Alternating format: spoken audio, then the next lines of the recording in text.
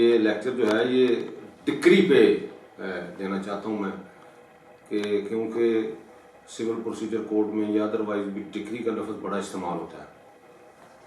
तो डिक्री क्या होती है और उसकी हैसियत क्या है, ये कैसे, इसकी कितनी काइंड्स हैं और ये इसका मकसद क्या है, क्यों ये डिक्री जो है वो दी जाती है। तो डिक्री जो है ये आमतौर पे वो वर्डिक्ट होती है कोर्ट की इन सूट, वो फॉर्मल एक्सप्रेशन होती है कोर्ट की इन सूट, यानी जो दावा दायर किया जाता है ना किसी पार्टी की तरफ से, उसमें जो हतमी फैसला आता है अदालत का जिसमें कुछ डिसाइड किया गया हो, चाहे पार्शली या कंप्लीटली, लेकिन हो कंक्लूसिवली, उस जो आती है ना डिसीजन आता है, जो वर्डिक्ट आती है, उसको कहते हैं डिक्री। और डिक्री जो है ये हमेशा जजमेंट को फॉलो करती है। तो मैं तो अक्सर यही मिसाल देता हूँ कि जैसे अगर आप इम्तिहान में मैट्रिक में या इंटरमीडिएट में या बीए में किसी भी इम्तिहान में आप पेपर देते हैं, तो पेपर जो है वो जजमेंट कहेगी और उसकी बुनियाद पे जो नतीजा निकलता है ना, जो एक सनद की शक्ल में होता है, उसको डिग्री कहते हैं। तो ये हमेशा जो दावे के अख्ताम पे जो फैसला होता है, जो एविडेंस की बुनियाद पे या अदरवाइज किसी सूरत में अदालत हतमी तौर पे कंक्लूसिवली डिसाइड करती है, जो वो नतीजा निकाला जाता है उसको डिग्री कहते हैं, चाहे वो दावा के खराज की शक्ल में हो या दावे के किसी के प्लेंटिफ के हक में होने की शक्ल में हो। तो ये कंक्लूसिव डिसीजन होता है कोर्ट का और उसमें फॉर्मल एक्सप्रेशन होती है और होती हमेशा किसी दावे में है, और ये एक हतमी नतीजा होता है कोर्ट की तरफ से जो पार्टीज पे बाइंडिंग होता है। Given in the suit determine the rights of the parties. Such rights should be with regard to all or any of the matters in controversy, conclusive and formally expressed. तो ये इसमें 5 चीज़ें जो हैं लाजम होती हैं, तो अगर ये चीज़ें हों उसमें तो वो डिक्री कहलाती है। तो डिक्री जो है ये हमेशा बाइंडिंग इफेक्ट रखती है बिटवीन द पार्टीज।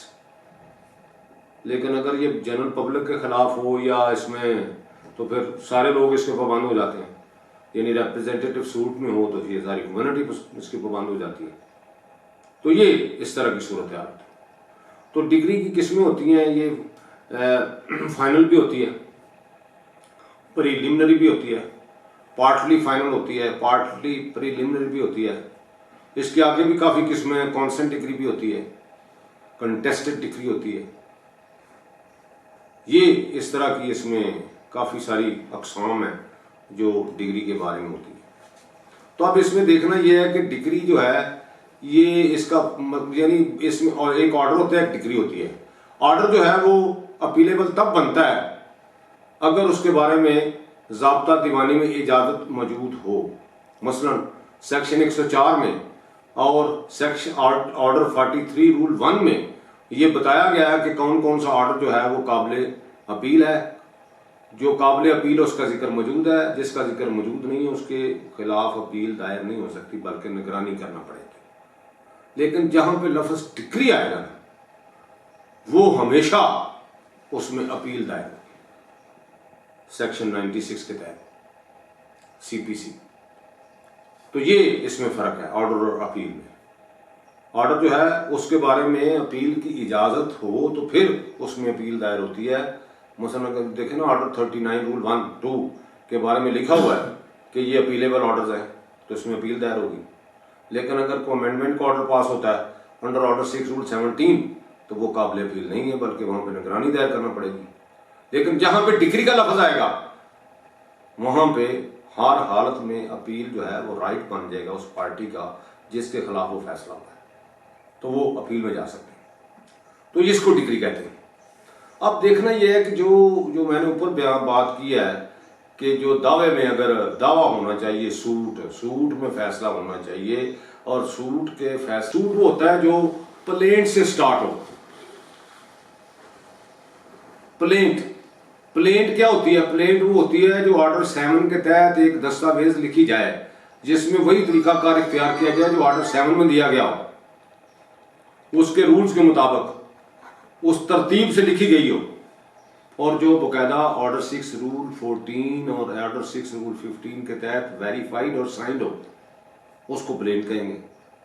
और प्लेंट जब दायर होगी तो फिर उसमें जवाब दावा आएगा, जवाब दावा आएगा तो फिर उसमें इशू निकलेंगे, इशू निकलने के बाद उसमें एविडेंस आएगी, एविडेंस के बाद फिर उसमें जजमेंट आएगी, और जजमेंट के नतीजे में एक डिग्री बनेगी।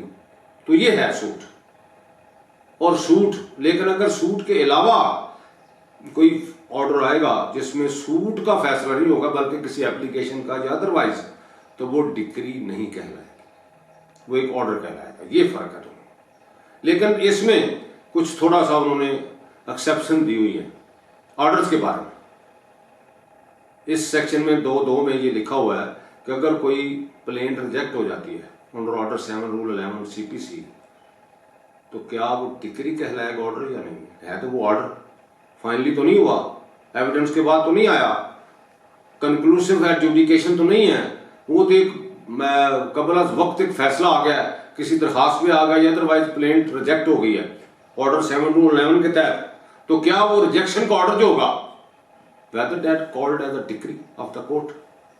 एक तो ये भी है इसमें कि वो डिक्री कहलाएगा, बेशक वो ऑर्डर है, फाइनल एडजुडिकेशन ऑन मैरिट्स नहीं है। इसी तरह वो कहते हैं कि 144। अब 144 क्या है? इसको कहते हैं रेस्टिट्यूशन। अब रेस्टिट्यूशन क्या है? रेस्टिट्यूशन 144 सेक्शन है CPC की। रेस्टिट्यूशन से मुराद यह है कि अगर कोई शख्स जो है डिक्री ऑफ सिविल कोर्ट की बुनियाद पे या किसी डिक्री की बुनियाद पे या किसी ऑर्डर ऑफ द कोर्ट की बुनियाद पे कोई चीज हासिल कर लेता है दूसरी पार्टी से, उसने अगर कब्जे का दावा किसी ने किया हुआ है और कब्जा उसको मिल गया है, उसकी फेवर में फैसला हो गया, डिक्री उसकी फेवर में जारी हो गई, तो वो अदालत की मदद से उसने मौके पे जाकर कब्जा ले लिया। तो अब ऊपर अपील में दूसरी पार्टी जाती है, तो अपील में जाके वो फैसला सेटिस्फाइड हो जाता है जिसकी बुनियाद पर उसको कब्जा मिला था और उसने एग्जीक्यूशन दायर की थी।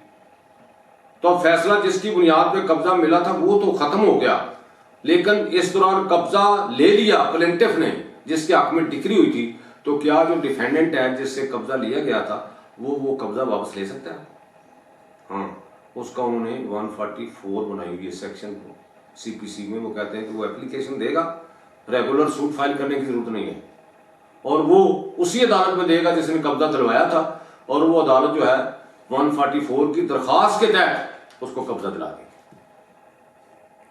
इसको कहते हैं रेस्टिट्यूशन। यानी जो चीज किसी अदालत के हुक्म से किसी ने हासिल की हो, लेकिन वो जो अदालत का हुक्म या डिक्री है वो अगर मनसूख हो जाए, सेटिस्फाइड हो जाए, खत्म हो जाए, तो फिर क्या होगा? फिर वो चीज वापस ली जा सकती है under section 144 of the CPC by filing an application for the same court regarding the recovery of that thing from the person who has obtained that thing through the decree of the court, but on the basis of which he had taken the thing from the defendant. If that order has been satisfied, then he can file an application with section 44 of the CPC. तो ये 144 है। तो 144 के तहत अगर वो कोई order post court पास करती है और रेस्टिट्यूशन कर देती है, तो क्या वो ऑर्डर जो है कोर्ट का वो सिर्फ ऑर्डर होगा या डिग्री कहलाएगा? 2(2) के मुताबिक यह है कि उसको डिग्री का दर्जा हासिल हो जाएगा, वो भी एक डिग्री है। इसी तरह एग्जीक्यूशन ऑफ डिक्रीज में ऑर्डर 21 रूल जो है, काफी सारे रूल हैं, 103 तक रूल हैं ऑर्डर 21, और ये CPC में सबसे बड़ा ऑर्डर है 21, और ये सबसे इसमें बहुत कानून मौजूद है। यानी एग्जीक्यूशन से मुराद ये होता है कि आपने अगर डिक्री आपकी फेवर में पास हो गई तो उसका फ्रूट आपने कैसे हासिल करना है। उसने अगर मनी डिग्री आपके हक में पास हो गई है और आपके पास डिक्री शीट मौजूद है, आपको कोर्ट ने कह दिया you are entitled to recover ₹3 lakh from the defendant, how you can recover that amount? उसका तरीका कहाँ पे लिखा हुआ है? ऑर्डर 21 में। वो उसके तहत आप रिकवर कर सकते हैं। इसको कहते हैं एग्जीक्यूशन। तो अगर एग्जीक्यूशन में कोई प्रॉब्लम आ जाते हैं तो फिर कुछ ऐसे ऑर्डर्स मौजूद हैं, ऐसी चीज़ें मौजूद हैं जिसमें आपको सिर्फ वो जो ऑर्डर है वो डिक्री कहलाएंगे, उसमें आप अपील दायर कर सकते हैं। बेशक उसके बारे में कहीं नहीं लिखा हुआ कि ये अपीलेबल ऑर्डर हैं, लेकिन अगर वो डिग्री बन जाते हैं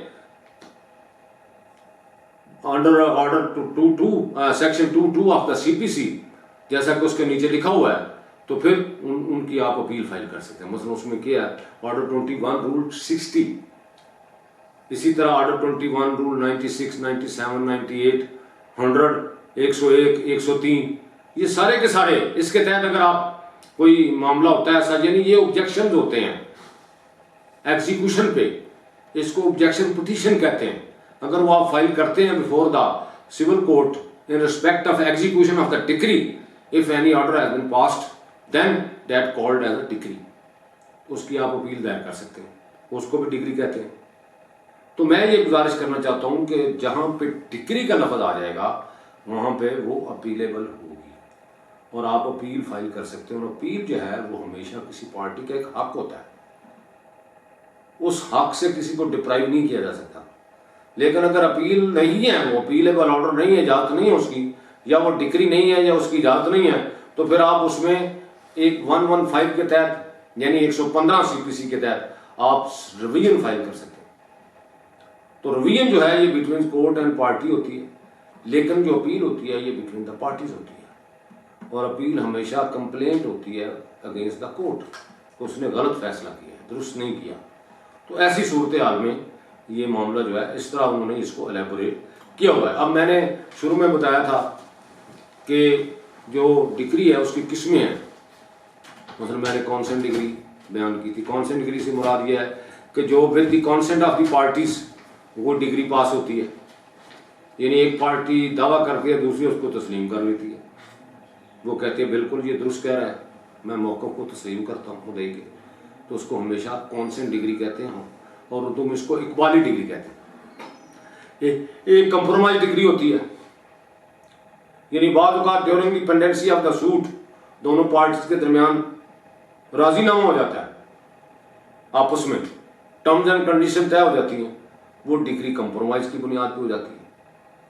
एक प्रीलिमिनरी डिग्री होती है जो मैंने शुरू में बात की थी। प्रीलिमिनरी डिग्री हमेशा एक, इसको उर्दू में कहते हैं इब्तदाई डिग्री। इब्तदाई डिग्री क्या होती है? मतलब ये 2-3 सूट्स में जारी होती है, जैसा कि पार्टीशन सूट है।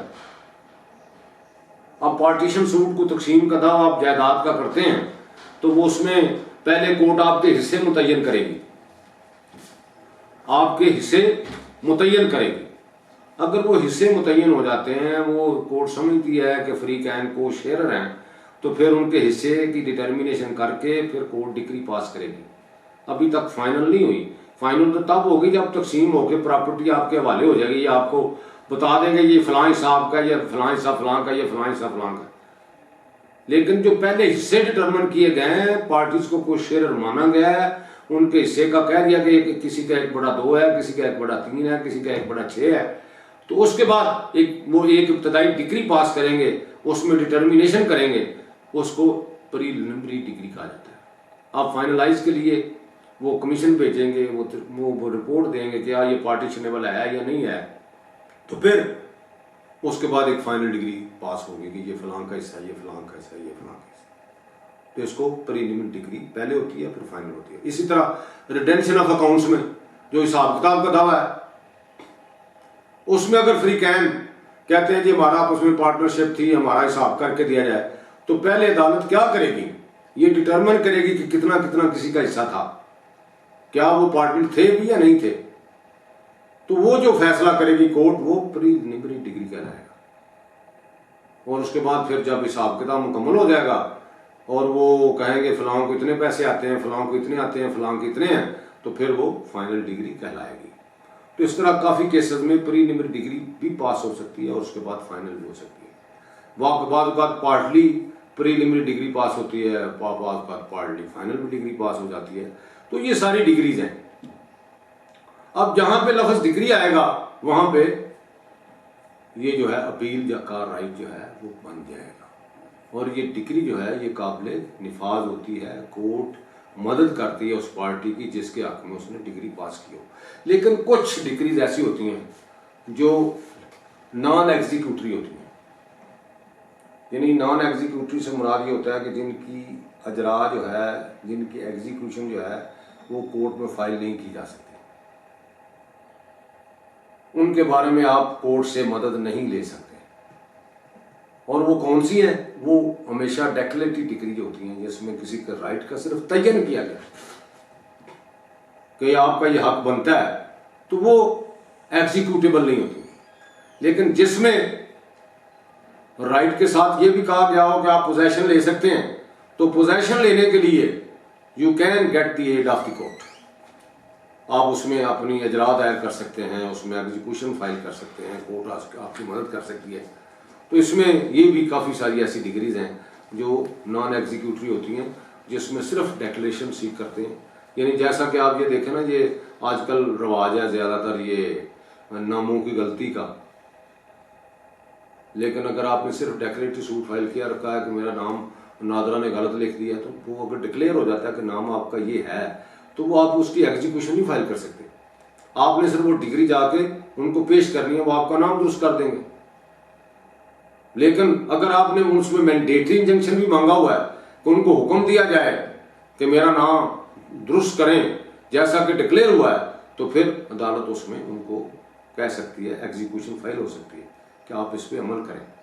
तो ये इस तरह का फर्क चला आ रहा है काफ़ी सारा कि जो सिर्फ सिंपल डेक्लेरेशन की डिग्रीज हैं वो नॉन एग्जीक्यूटरी हैं, और बाकी डिग्री जिसमें कोई कोर्ट का कोई ऐसा मामला, कोई चीज़ मांगी गई हो, कोर्ट की मदद मांगी गई हो, वो डिग्री जो है और कोर्ट उसमें मुदाखलत करके वो काम करवा दे आपका, यानी पोजेशन लेके दे दे, पैसे वसूल करवा के दे दे, यानी ये फैमिली कोर्ट की डिग्रीज होती हैं, मेंटेनेंस वगैरह, ये एग्जीक्यूशन होती है क्योंकि उसमें रकम का लेन देन है। समान जेज की डिग्री है, उसमें भी एग्जीक्यूशन होती है। इसमें पोजेशन की डिग्री, उसमें एग्जीक्यूशन होती है। तमील मुख्तस की डिग्री है, उसमें एग्जीक्यूशन होती है।